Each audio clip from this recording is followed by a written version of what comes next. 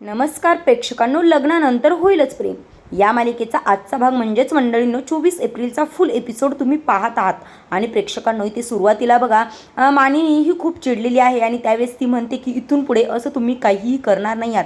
त्यावेळेस पार्थ म्हणतोय की हे खूप डेंजरस होतं, त्यामुळे तुम्ही असं काही करायला नको होतं. आता यावेळेस बघा प्रेक्षकांनो, काव्या म्हणते की ताई कसं काय केलंयस ग तू, मी जर असते ना असं म्हटल्यानंतर मानिनी बघा परत काव्यावर चिडते आणि म्हणते की चढव तू, अजून त्यांना झाडावर चढव. असं म्हटल्यानंतर प्रेक्षकांनो आता बघा इथे नंदिनी म्हणते की आई खरंच खूप मुलांच्या जीवाचा प्रश्न होता आणि आपल्यासमोर काहीतरी गुन्हा घडतोय आणि आपण शांत बसायचं का. असं म्हटल्यानंतर मानिनी म्हणते अरे हो, पण मी तुम्हाला या अगोदर देखील सांगितलंय की आपण सामान्य माणसं आहोत.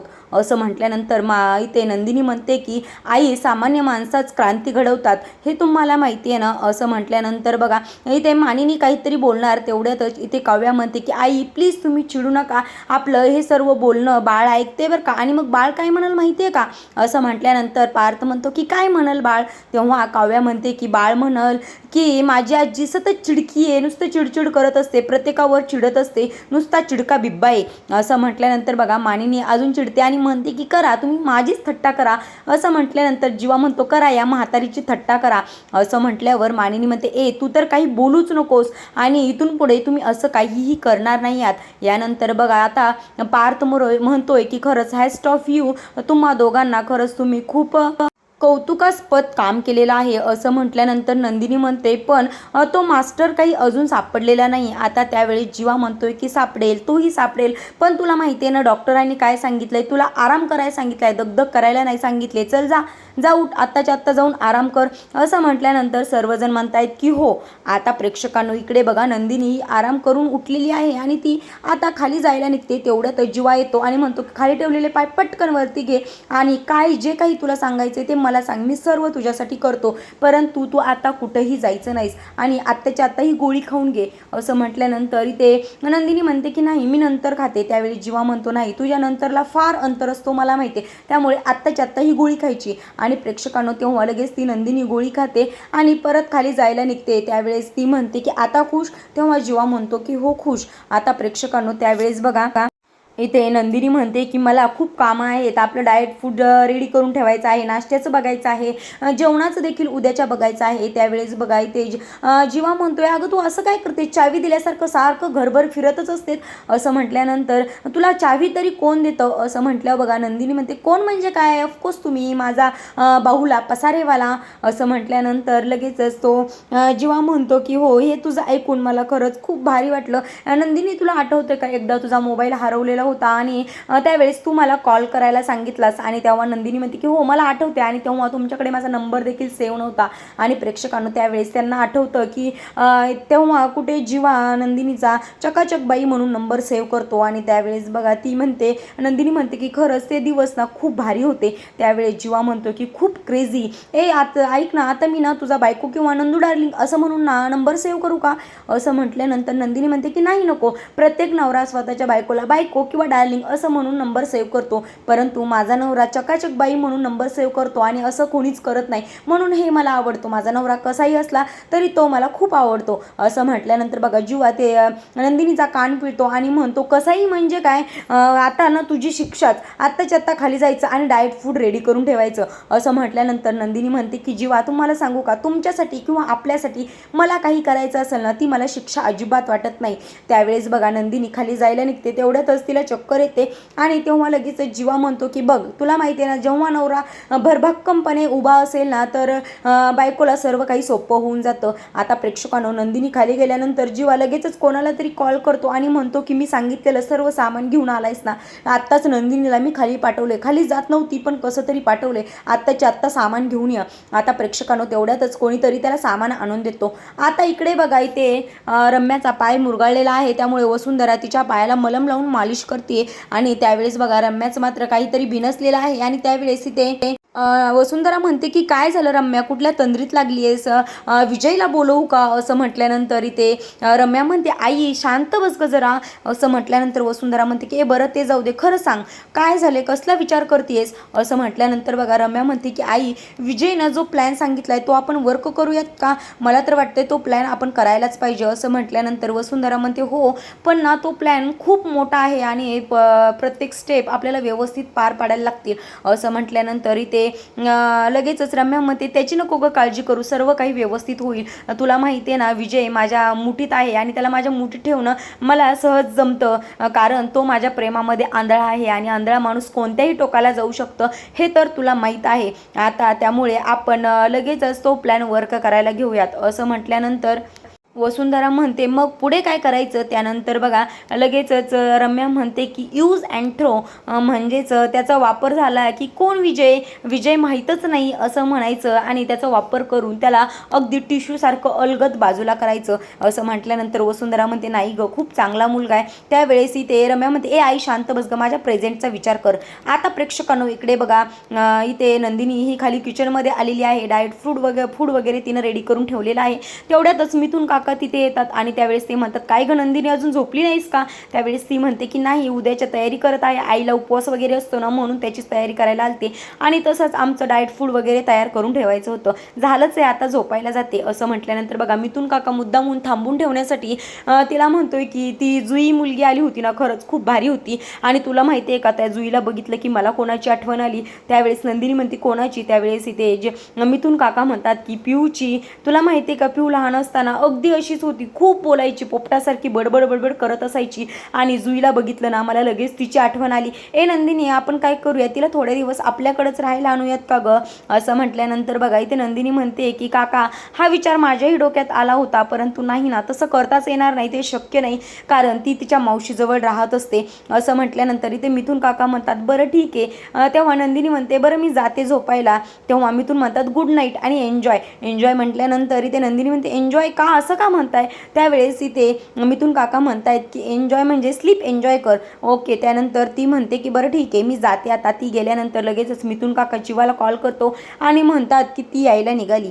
आता प्रेक्षकांनो इकडे बघा जीवाने नंदिनीसाठी सरप्राईज प्लॅन केलेला आहे आणि त्यांनी रूम अतिशय सुंदर अशी डेकोरेट केलेली आहे आणि तेवढ्यातच नंदिनी येते आणि दरवाजा उघडल्यानंतर नंदिनी थक्क होऊन जाते की जीवाने एवढं सुंदर असं सरप्राईज नंदिनीला दिलेलं आहे आणि त्यावेळेस बघा इथे जीवा म्हणतोय की वेलकम असं म्हणून नंदिनीला आतमध्ये घेतो, दरवाजा बंद करतो आणि त्यावेळेस नंदिनीला म्हणतो की आज आपला डेट नाईट आहे असं समज आणि त्यावेळेस बघा इथं नंदिनी म्हणते की म्हणजे मिथून काकाला माहीत होतं काय हे सर्व तुम्ही करताय त्यामुळेच मला ते एन्जॉय वगैरे म्हटले, त्यावेळेस इथे जीवा म्हणतो की म्हणजे आपल्याला काका मदत करतोच असं म्हटल्यानंतर प्रेक्षकांनो आता नंदिनी म्हणते की म्हणजे नेमकं करायचंय काय, त्यावेळेस बघा इथे जीवा तिला म्हणतोय की तू ते शांतपणे बस आणि त्यावेळेस तो म्हणतो की मी प्रत्येक गोष्ट विचारतो विसरून जातो असं म्हणून तो त्याच्या खिशामधला रुमाल बाहेर काढतो आणि नंदिनीच्या डोळ्यांवर तो रुमाल बांधतो आणि त्यावेळेस रुमाल बांधताना तो म्हणतो की आपण एक गेम खेळणार आहोत, तो गेम असा आहे की मी कोणतीही वस्तू तुझ्या नाकासमोर घेऊन येईल आणि लगेचच तू वास घेऊन ती वस्तू कोणती आहे ती ओळखायचं आणि त्यातच तुझं सरप्राईज देखील असणार आहे असं म्हटल्यानंतर नंदिनी म्हणते की बरं ठीक आहे वाव छान गेम आहे असं म्हटल्यानंतर ती म्हणते की हां जीवा पण तुमचे ते घाणेरडे सॉक्स वगैरे अजिबात माझ्यासमोर आणायचे नाही, शी घाण वास येतो त्याचा, सिरियसली जीवा असं काहीही तुम्ही करायचं नाही. यावेळी जीवा म्हणतो की अरे यार छान प्लॅन होता माझ्या का डोक्यात आला नाही, बरं ठीक आहे जाऊ दे आता असं काहीही करणार नाही कारण हे दोन्ही गोष्टी माझ्याजवळ काहीच नाही आहे, त्यामुळं मी ज्या वस्तू आणलेल्या आहेत त्याचाच वास घेऊन तू मला सांग. आता प्रेक्षकांनो त्यावेळेस बघा इथे जे निशिगंधाचे फूल आहे ते इथे नंदिनीच्या नोस समोर आणतो आणि नंदिनी लगेचच ओळखते, त्यावेळेस तो म्हणतो अरे म्हणजे तुला दिसतंय का, त्यावेळेस ती म्हणते नाही हो आता, तेव्हा तो म्हणतो की बरं दुसरी वस्तू आणि तेव्हा तो मँगो समोर करतो, तेव्हा देखील नंदिनी लगेचच वासांवरून म्हणते की हा आंबट गोड वास फक्त एकाच गोष्टीचा येऊ शकतो तो म्हणजे आंबा.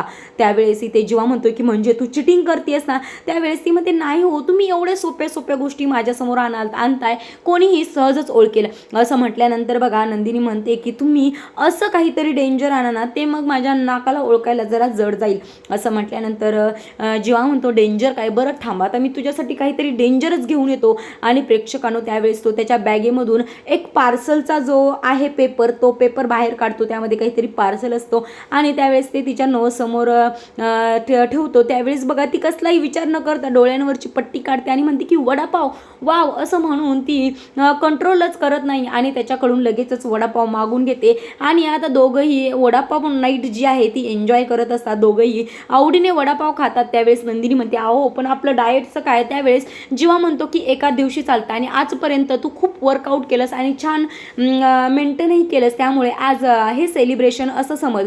आणि असं म्हणून दोघेही वडापाव खायला चालू करतात.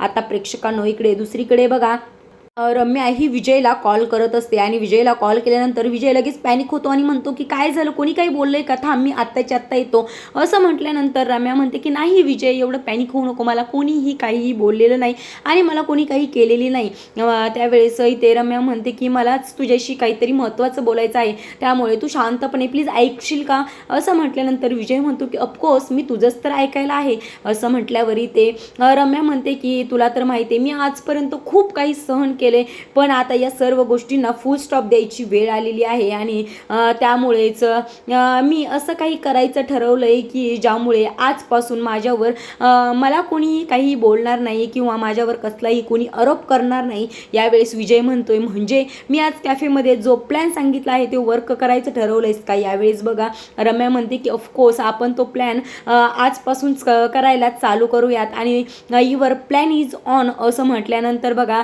इथे लगेचच विजय म्हणतो हो का, आता बघ मी तुझ्या घरी राहायला येतोय आणि मग नंतर आल्यानंतर राडा आणि धुरळा एकत्रच होईल.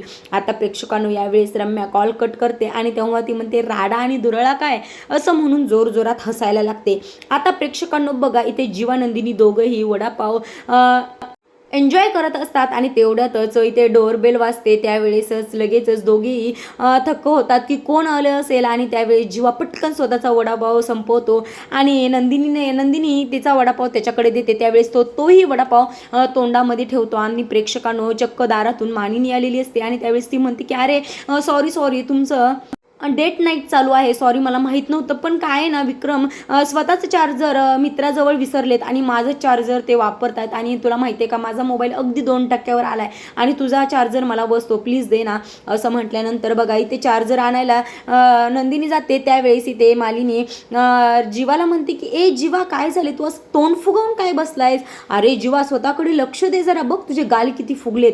असं म्हटल्यानंतर बघा जीवा नुसतं खुणवत असतो आणि त्यावेळेस ती म्हणते काय रे तू इतर वेळेस किती बोलत असतोस आणि आज का शांत बसलाय, जरा लक्ष दे बाबा.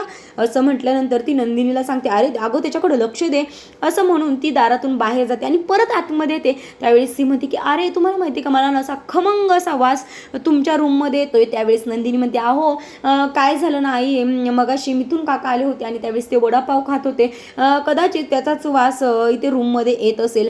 आणि असं म्हटल्यानंतर मानिनी घराबाहेर जाते आणि मानिनी गेल्यानंतर नंदिनी दार बंद करते आणि दोघेही जोरजोरात हसायला लागतात की अरे आपण असं चोरून खातोय, म्हणून ते दोघंही खूप हसतात. त्यावेळेस ते नंदिनी म्हणते की तुम्हाला माहिती आहे ना आई काय म्हटल्या, रात्रीचं हे असं खाल्लेलं छान नाही बाबा, त्याच्याकडे जरा लक्ष दे, त्यामुळे रात्रीचं असं काहीही खाऊ नये. असं म्हटल्यानंतर ते जीवा म्हणतो चालतं ग कधी कधी. आता प्रेक्षकांनो इकडे दुसरीकडे बघा सकाळच्या नाश्त्याची वेळ झालेली आहे. पार्थ मिथून काका आणि मानिनी तिघेही नाश्ता करण्यासाठी आलेले आहेत. त्यावेळेस मानिनी ते पार्थला विचारते काय रे आज काव्य येणार आहे का नाही. त्यावेळेस इथे पार्थ म्हणतो की मॅडमने रात्रभर जागरण करून अभ्यास केलाय त्यामुळे येतील का नाही काय माहीत नाही. त्यावेळेस इथे मानिनी म्हणते की लक्ष दे रे बाबा, IASचा अभ्यास करण्याच्या नादात ती स्वतःकडे दुर्लक्ष करेल आणि प्रेग्नेंट बायाच्या तर पाचवीलाच ॲसिडिटी पुजलेली असते. असं म्हटल्यानंतर ते पार्थ म्हणतो की आई तू काळजी करू नकोस, मी प्रत्येक वेळेस ना असं सांगायला त्यांना जातो पण त्यांच्यासमोर गेलं की माझी बोलतीच बंद होते, मला काहीच सुचत नाही. असं म्हटल्यानंतर ते लगेचच मिथून काका म्हणतात की आपल्या समोर काहीच सुचत नाही, हे पुरुषांच्या पाचवीलाच पुजलेलं आहे. आता प्रेक्षकांनो तेवढ्यातच बघा इथे पार्थला एक कॉल येतो आणि त्या कॉल ऐकून पार्थ खूप चिडतो आणि त्यावेळेस तो म्हणतो की म्हणजे आता प्रत्येक प्रेझेंटेशन देखील मी बघायचे आहेत का. असं म्हटल्यानंतर जो पुढचा व्यक्ती आहे तो म्हणतोय की रम्याने एक मेल पाठवलेला आहे आणि रिझाईनचा मेल आहे. त्यावेळेस बघा इथे पार्थ मेल चेक करतो आणि खरंच की रम्याने इथे रिझाईनसाठी मेल पाठवलेला असतो आणि त्यावेळेस बघा पार्थ म्हणतोय की हिला मी ते बोलायला नाही आहे का, माझ्याशी तिनं डायरेक्ट सांगावं ना, किंवा मेसेज वगैरे करावा की मी रिझाईन करते, डायरेक्ट मेल करायची काय गरज होती. आता प्रेक्षकांनो इकडे बघा, ते जेव्हा नंदिनीला म्हणतोय की खरंच आपली रात्र खूप छान झाली, आजपर्यंत प्रत्येक रात्र ही छानच झाली आहे, पण रात्रीची जी वडापाव रात्र होती ना खरंच खूप छान झाली असं म्हटल्यानंतर इथे नंदिनी म्हणते की त्यात आई ज्या आल्या ना ते तर फारच मजेशीर होतं आणि त्यामुळे तर अजूनच काहीतरी वेगळं घडल्यासारखं वाटलं आणि आपण चोरून चोरून वडापाव खातोय हे खरंच खूप भारी होतं. आता यावेळेस बघा या दोघांचं बोलणं चालू असतं, पण प्रेक्षकांनो तेवढ्यातच इथे पार्थचा जोरजोरात ओरडलेला आवाज येतो आणि पार्थ ओरडत असतो की रम्या रम्या असं करून ओरडत असतो आणि हा आवाज इथे जीवाला येत असतो आणि त्यावेळी जीवा म्हणतो की थांब मी आत्ता बघून येतो असं म्हटल्यानंतर प्रेक्षकांनो जीवा खाली जातो आणि त्याच वेळेस बघा इथे नंदिनीला कोरड्या उलट्या यायला सुरुवात होतात. आता प्रेक्षकांनो इकडे पार्थला मानिनी समजावत असते की जास्त चिडचिड करू नकोस, काहीतरी तिला बोलू नकोस, प्लीज शांत हो. आणि त्यावेळेस इथे पार्थ म्हणतो की कसं शांत हो, आणि याच्या आवाजाने बघा वसुंधरा खाली येते आणि ती म्हणते की काय झालं, कशाला आज सकाळ सकाळी रम्याच्या नावाने आरडाओरडा करतोयस. त्यावेळेस बघा इथे पार्थ म्हणतोय की रम्याने कंपनी सोडलेली आहे, रिझाईन दिलेला आहे. त्यावेळेस बघा इथे वसुंधरा म्हणते की अरे वा, तिने रिझाईन दिलंय म्हणजे काहीतरी बुद्धी आली म्हणायचं पोरीला असं म्हटल्यानंतर बघा इथे जीवा म्हणतोय की अगं रिझाईन देण्याचं काहीतरी कारण असतं आणि ते सांगायला लागतं. यावेळेस ते इथे वसुंधरा म्हणते की तिने सांगायला इथं आपल्या घरामध्ये कोणी ऐकून घेणार आहे का, आणि त्यावेळेस इथे पार्थ म्हणतोय म्हणजे तिने रिझाईन केलंय हे तुला भारी वाटतंय. त्यावेळेस ती म्हणती हो, कारण आजपर्यंत मी तिला हेच तर सांगत होते कंपनी सोडायला, परंतु तिने काही आजपर्यंत माझं ऐकलं नाही, पण आज पोरीला बुद्धी आली म्हणायचं असं म्हटल्यानंतर पार्थ म्हणतो जर तिला एम्प्लॉईसारखं रिझाईन करायचंच होतं तर मग 1 महिना अगोदर एम्प्लॉईसारखं नोटीस देखील पाठवून ठेवायची होती. त्यावेळेस बघा इथे वसुंधरा म्हणते की तुला नोटीस पाठवायला किंवा तुझ्याशी बोलायला तू तिचं लास्ट टाइम कधी ऐकून घेतलंयस, आठवतंयस तिला, आठवतंय तुला तू तिच्याशी चांगला कधी वागलायस हे तुला आठवतंय का. अरे तिला तुझ्या आयुष्यामध्ये काहीतरी स्पेशल जागा पाहिजे होती, ती तर तू दिलीच नाहीस, परंतु तिच्या कर्तव्याने जी तिनं ऑफिसमध्ये देखील स्पेशल जागा मिळवली आहे परंतु तीही तू तिच्यापासून बळकावली आहेस आणि तिचीच जागा, तिनं जे काम करते तेच काम तू तिच्यापेक्षा खालच्या व्यक्तीला देतोयस, त्यामुळे तिला वाईट वाटणार आणि त्यात तिने रिझाईन दिलं म्हणून काय वाईट झालं. आता प्रेक्षकांनो यावेळेस बघा ती म्हणते की इथे जी रिकाम टिकडे लोक बसलेत ना डिटेक्टिव्हगिरी करत, त्यांना आता हे काम करायला सांग आणि आजपासून ती काही कामावर येणार नाही असं म्हटल्यानंतर तिथून वसुंधरा निघून जाते. आणि वसुंधरा गेल्यानंतर बघा मानिनी म्हणते की या दोघींचं मी काय करू, रोज नवीन नवीन त्रास देत असतायत, आता हे जर आले ना मी ह्यांना सर्व काही सांगून ठेवणार आहे आणि ह्यांनाच या दोघींना हँडल करायला सांगणार आहे. आता प्रेक्षकांनो खरंच हा भाग खूप इंटरेस्टिंग होता, परंतु इथून पुढचे सर्वच भाग इंटरेस्टिंग असणार आहेत, कारण इथे देशमुखांच्या घरामध्ये गुड न्यूज आलेली आहे. इथे जीवा आणि नंदिनी आई बाबा होणार आहेत हे देशमुखांच्या घरामध्ये कळलेलं आहे, परंतु प्रेक्षकांनो अजून एक नवीन त्यांच्यावर संकट येऊन थांबलेलं आहे, ते म्हणजे विजय आणि रम्या हे लग्न करून त्यांच्या प्लॅननुसार देशमुखांच्या घरात कायमचं राहण्यासाठी आलेले आहेत. आता प्रेक्षकांनो उद्याचा भाग पाहण्यासाठी खरंच खूप इंटरेस्टिंग असणार आहे. तुम्हाला जर आजचा भाग आवडला असेल तर नक्की लाईक करा आणि उद्याचा भाग पाहण्यासाठी आपल्या या चॅनलला नक्की सबस्क्राईब करा. भेटूयात पुढच्या व्हिडिओमध्ये, तोपर्यंत धन्यवाद.